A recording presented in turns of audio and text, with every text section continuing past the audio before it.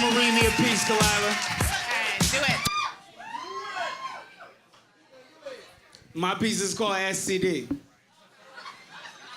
Oh, hell. Do I got your attention? It ain't no light over here. I'm a dark-skinned brother, but I got this. I see your teeth.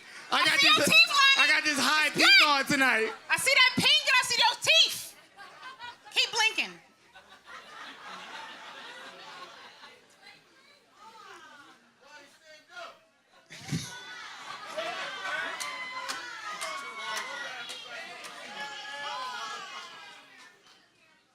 I see you, As I baby. was waiting in the test, as I was waiting on my test results, from my peripheral, I noticed a girl in the opposite corner of the room. She was singing the blues. Her hair was a mess, her head hanging down, teary eyes, face flushed, eyes bloodshot, and crying. I couldn't help but notice, but this is a girl the same from high school. And not just any girl, but the girl I took her virginity. And when I say took, I mean given. And what I mean by given is by a note that read, meet me at my house, my mother leaves for work at 2. And this one the type of place where you reunite with those spirits. So I sat there silently, trying to stay unmoved by her tears, silently sitting there questioning, thinking, she was a freshman then, it's been 4 years, I know she had a high school. What's she doing here? Well, what was I doing here? I guess the same. Results in that way, but my brain was a blank, one of those moments that nothing connected. Lonnie Love.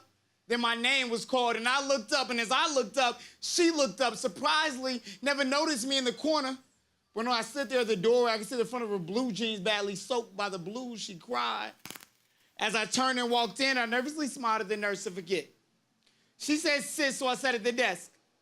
As she opened the manila-colored folder, I could see my name on a tab capitalized in black permanent marker. Was there a connection? Didn't know. I just sat there silently, maybe only 5 seconds, but I sat there silently. Since I stood up in the waiting room, I rambled through my brain, I scrambled, trying to put together this puzzle. Every closed closet door, dug up every hidden bone, about every bitch I called cunt and every hoe I called bitch. Thinking about every woman, all these women. These 5 seconds, I was emotional wreck. Verbally, I disrespected them, but still chose to lay in the bed next to them. Question why I only chose to pull out when I was ready to eject. When I already knew that the condom popped, it wasn't like I didn't have more of them. I couldn't make a store run. Matter of fact, I remember now. I was sitting there thinking about how this passion seemed to influence more than just my actions. How my erection seemed to penetrate deeper than just her wet spot and into my own common morals. I was sitting there questioning myself thinking. He answered all my prayers for no child, but not once did I ask for good health.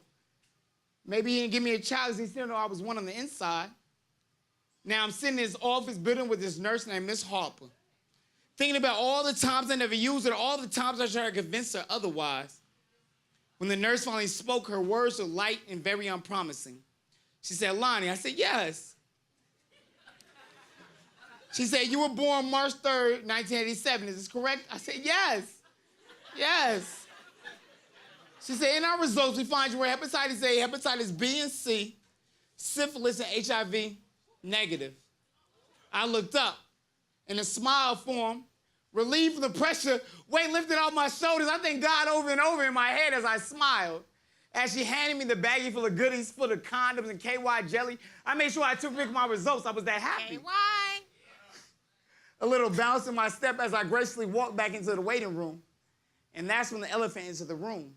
See, this tale wasn't over. That girl that was teary-eyed seemed like she was waiting on me. I wiped out the smile, lowered my head, and I sped up my pace. But I heard her call out Lonnie. So I tried to act surprised with her, oh, hey. She walked right up to me. I never seen this look in her face. She said, if it wasn't for you, I wouldn't be in this bad predicament. And tell you, I didn't even think about sex. And tell you, I kept my head in my books. And tell you, you are my first, and to me, you're still my everything. And now I contracted HIV, and even worse, I'm a month and a half pregnant. She broke down right in front of me, fell into my arms, crying hysterically. I was shook. Like what the fuck was I supposed to do? At this moment, I didn't have a clue. Now, maybe this is life's moment, fucking me without no protection. Who knew? Sexually transmitted disease. Thank you.